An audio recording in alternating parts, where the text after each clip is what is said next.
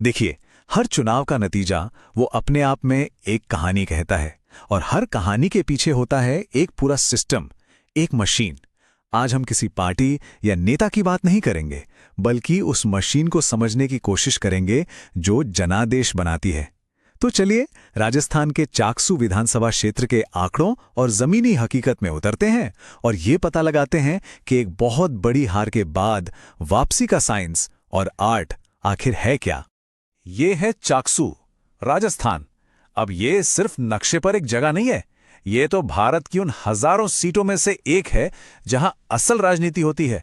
मतलब जहां जमीन, मौसम, लोगों की रोजी रोटी यही सब तय करते हैं कि हवा किस तरफ बहेगी।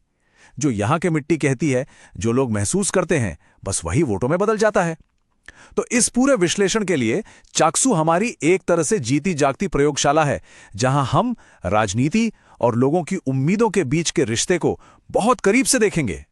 और इस प्रयोगशाला का सबसे बड़ा सवाल यह है कि लगभग 39,000 वोटों की हार को जीत में कैसे बदला जा सकता है। अब देखिए, ये सिर्फ हिसाब किताब का सवाल नहीं है। ये जो नंबर है ना, ये दरअसल टूटे हुए भरोसे का पैमाना है। ये बताता है कि एक पार्टी और जमीन के बीच कितनी बड़ी खाई बन चुकी है। और इस खाई को आप सिर्फ नारों या वादों से नहीं भर सकते। नहीं, इसके लिए एक व्यवस्थित, डेटा पर आधारित और बहुत गहरी समझ वाली रणनीति चाहिए। तो आज की पड़ताल में हम 6 हिस्सों से गुजरेंगे। पहले चाकसू की जमीनी हकीकत समझेंगे, फिर 2023 के नतीजों को देखेंगे। इसके बाद पुराने वोटिंग पैटर्न, एक नई राजनीतिक आवाज का असर और फिर वापसी के ब्लूप्रिंट पर बात करेंगे। और आखिर में इस बात पर गौर करेंगे कि ये सब कुछ आखिर किस लिए है, बेहतर शासन के लिए। तो चलिए शुरू करते हैं पहले हिस्से से, चाकसू की जमीनी हकीकत। देखिए, राजनीति को समझने के लिए आपको लोगों के रोजमर्रा के जीवन को समझना पड़ता है। चुनावी विश्लेषण बंद कमरों में नहीं, जमीन पर होता है।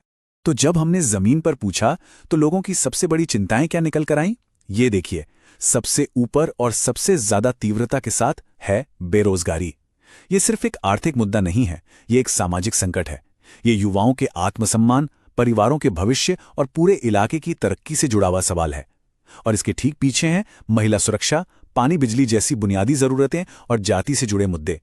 ये सब मिलकर एक ही कहानी कहते हैं कि लोगों को लग रहा है कि सिस्टम उनकी सबसे बेसिक जरूरतें भी पूरी नहीं कर पा रहा है। और इन सारे आंकड़ों के पीछे एक आम इंसान की आवाज है। वो क्या कह रहा है? हम ज्यादा कुछ नहीं मांगते, बच्चों के लिए एक ठीक ठाक नौकरी, खेतों में पानी और बस सुरक्षा का एहसास। वो कोई महल नहीं मांग रहे, बस एक सम्मानजनक जिंदगी। और यही तो हमारे संविधान का भी मूल भाव है ना, हर नागरिक को सम्मान के साथ जीने का हक।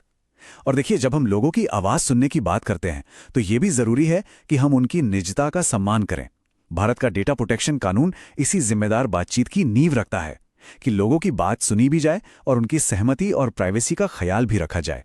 तो इन सब चिंताओं का, इन सब भावनाओं का 2023 के चुनाव में क्या असर हुआ? चलिए अब दूसरे हिस्से में आते हैं, चुनावी फैसला। जब ये शिकायतें वोट में बदलती हैं तो नतीजे कैसे दिखते हैं? ये नंबर देखिए, 49,380। ये 2023 में हार का अंतर है, लेकिन इसे सिर्फ एक संख्या की तरह मत देखिए। ये एक राजनीतिक भूकंप का रिक्टर स्केल है। ये बताता है कि जमीन कितनी ज्यादा खिसक चुकी है। ये एक सीधी सीधी चेतावनी है कि मतदाताओं के साथ जो संवाद था वो पूरी तरह टूट गया है और इसे दोबारा जोड़ने के लिए एक बहुत बड़ा और ईमानदार प्रयास लगेगा। और अगर वो नंबर भूकंप का पैमाना था तो ये चार्ट उस भूकंप की तस्वीर है। बाईं तरफ देखिए, 2018 मुकाबला लगभग बराबरी का था, है ना? कांग्रेस 44%, बीजेपी करीब 42%। अब दाईं तरफ देखिए, सिर्फ 5 साल बाद 2023 में कांग्रेस का वोट शेयर 44 से गिरकर सीधा 31 पर आ गया, मतलब 13% का सीधा नुकसान। और वहीं बीजेपी 42 से उछलकर लगभग 59% पर पहुंच गई, 17% का जबरदस्त फायदा। अब ये जो स्विंग है ना, ये कोई अचानक नहीं हुआ। इसके पीछे लोगों का गुस्सा है, उनकी निराशा है और बदलाव की एक बहुत गहरी चाहत है। लेकिन क्या ये पहली बार हुआ? किसी भी चुनाव को समझने के लिए हमें इतिहास देखना पड़ता है। तो चलिए थोड़ा पीछे चलते हैं और देखते हैं कि क्या चाकसू के इतिहास में कोई पैटर्न छिपा है। क्या अतीत हमें भविष्य के बारे में कुछ बता सकता है? जरा इन आंकड़ों पर नजर डालिए। ये पिछले 4 चुनावों का ट्रेंड है। एक चीज तो साफ है, वोटर टर्नआउट देखिए, लगातार 75% से ऊपर। मतलब चाकसू के लोग राजनीति में दिलचस्पी लेते हैं, वो वोट डालने निकलते हैं। लेकिन अब जरा पार्टियों का वोट शेयर देखिए, कितना ज्यादा ऊपर नीचे होता है। 2018 में कांग्रेस 44% पर थी, 2023 में 31 पर आ गई। ये किसी पार्टी का गढ़ नहीं है, ये एक ऐसा मैदान है जहां हर चुनाव में आपको लोगों का भरोसा दोबारा जीतना पड़ता है। यहां का वोटर परफॉर्मेंस देखता है और अपना मन बदल लेता है। और यही बात जहां एक तरफ 2023 की हार की वजह बताती है, वहीं दूसरी तरफ वापसी की उम्मीद भी देती है। और ठीक जब हमें लगता है कि हम इस चुनावी गणित को समझ गए हैं, मैदान में एक नया खिलाड़ी आ जाता है, भारत आदिवासी पार्टी यानी बीएपी। और ये कोई छोटा मोटा फैक्टर नहीं है, ये एक ऐसी नई ताकत है जो पूरे खेल के नियम बदल सकती है। अब इस नई राजनीति और पुरानी राजनीति में एक बहुत बड़ा फर्क है। पारंपरिक पार्टियां वे SC/ST समुदायों से मोटे तौर पर कल्याणकारी योजनाओं के वादे करती थी, लेकिन बीएपी की राजनीति इससे बिल्कुल अलग है। ये पहचान की, अस्मिता की राजनीति है। ये सिर्फ वादों की बात नहीं करती, ये सीधी सीधे आदिवासी समुदाय के हक, उनकी संस्कृति और अपने भील प्रदेश की मांग, इन मुद्दों पर बात करती है। तो ये वेलफेयर पॉलिटिक्स नहीं, ये शुद्ध रूप से आइडेंटिटी पॉलिटिक्स है। और ये सिर्फ कोई थ्योरी नहीं है, जमीन पर बैप चुनाव जीत रही है। उन्होंने हाल ही में विधानसभा और लोकसभा सीटें जीती हैं। वो उन आदिवासी वोटों को एक साथ ला रहे हैं जो पारंपरिक रूप से कांग्रेस के साथ माने जाते थे। तो अब कांग्रेस के लिए एक बहुत बड़ा सवाल है कि बैप उनके लिए क्या है, एक संभावित सहयोगी या एक ऐसा स्पॉइलर जो उनका खेल बिगाड़ देगा। इस नए समीकरण को समझे बिना चाकसू में वापसी की कोई भी रणनीति बन ही नहीं सकती।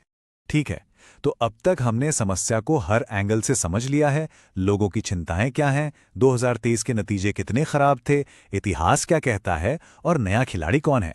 अब सवाल यह है कि इस चुनौती से निपटा कैसे जाए। इसके लिए चाहिए एक ब्लूप्रिंट, एक रोड मैप, और अब हम उसी की बात करेंगे। देखिए, जब चुनौती इतनी बहुआयामी हो तो उसका समाधान किसी एक चीज में नहीं हो सकता। आपको एक ही साथ कई मोर्चों पर काम करना होता है। आपको एक ऐसी स्ट्रैटेजी चाहिए जो चुनावी गणित, जमीनी संगठन, आपकी कहानी और आपके संसाधन, इन चारों को एक साथ लेकर चले। इसी को हम कहते हैं चतुर्मुख सिद्धांत, यानी एक 4 आयामी इंटीग्रेटेड स्ट्रैटेजी। तो ये 4 मोर्चे कौन से हैं? पहला चुनावी, दूसरा संगठनात्मक, तीसरा आपकी कहानी यानी नैरेटिव, और चौथा संसाधन। और ये चारों एक दूसरे से जुड़े हुए हैं, कोई भी एक अकेले काम नहीं कर सकता। एक अच्छी कहानी बिना संगठन के बिखर जाती है और एक मजबूत संगठन बिना सही कहानी के भटक जाता है। वापसी की मशीन तभी चलेगी जब ये चारों गिल एक साथ सही तालमेल में घूमेंगे। तो सबसे पहले बात करते हैं चुनावी मोर्चे की। यहां काम करना होगा बिल्कुल प्रिसिजन के साथ। पहला कदम उन SC आदिवासी वोटरों पर फोकस करना जो महसूस कर रहे हैं कि उन्हें नजरअंदाज किया गया है। दूसरा, 2018 में जो जीतने वाला गठबंधन था उसे दोबारा खड़ा करना होगा। जो लोग छिटक गए हैं उन्हें वापस जोड़ना होगा। तीसरा, विपक्ष की बातों का सिर्फ जवाब नहीं देना है, बल्कि एक काउंटर नैरेटिव सेट करना है। और इन सब का एक ही मकसद है, एक सीधा सा लक्ष्य, लगभग 12,000 वोटों का नेट गेन हासिल करना। अब दूसरा मोर्चा, संगठन। देखिए, चुनाव हवा में नहीं जीते जाते, वो बूथ पर जीते या हारे जाते हैं। तो यहां काम है जड़ों को मजबूत करना, हर बूथ पर पार्टी की मशीनरी को फिर से खड़ा करना। जो प्रजा आचार्य या बूथ कमेटी सिस्टम है, उसे सिर्फ कागजों से निकालकर असलियत में एक 2 वे कम्युनिकेशन चैनल बनाना, जहां लोगों की शिकायतें नीचे से ऊपर तक पहुंच सकें। मतलब साफ है, सिर्फ बोलना नहीं, लोगों की सुनना भी है। और तीसरा और शायद सबसे जरूरी मोर्चा है कहानी, नैरेटिव। हर चुनाव असल में कहानियों की एक लड़ाई होता है। तो यहां काम है एक नई, एक ज्यादा दमदार कहानी गढ़ने का। और ये कहानी सिर्फ उम्मीदवार के बारे में नहीं होनी चाहिए, ये कहानी होनी चाहिए वोटर के बारे में, उनके सशक्तिकरण की, एक साफ सुथरी और जवाबदेह सरकार की, और एक ऐसे भविष्य की जिसे बनाने में वो खुद हिस्सेदार हों। क्योंकि मकसद सिर्फ वोट जीतना नहीं होता, मकसद दिल जीतना होता है। लेकिन ये सारी रणनीति, ये सारे आंकड़े, ये सारी मेहनत आखिर किस लिए? क्या चुनाव जीतना ही अपने आप में मंजिल है, या ये सिर्फ एक पड़ाव है एक बड़ी मंजिल की तरफ? और यहीं आकर पूरी बात जुड़ जाती है। याद है वो लोग जिनकी हमने शुरू में बात की थी, जो अपने बच्चों के लिए नौकरी और खेतों के लिए पानी मांग रहे थे? असली मंजिल तो वो हैं। ये जो डेटा है, रणनीति है, ये पूरी चुनावी मशीनरी है, ये सब तो सिर्फ औजार हैं। असली लक्ष्य है उन लोगों को एक ऐसी सरकार देना जो उनकी बात सुने, उनकी चिंताओं को समझे और उनकी जिंदगी को बेहतर बनाए।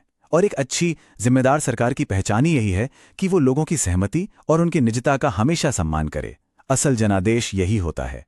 तो हम एक बड़े सवाल पर आके रुकते हैं।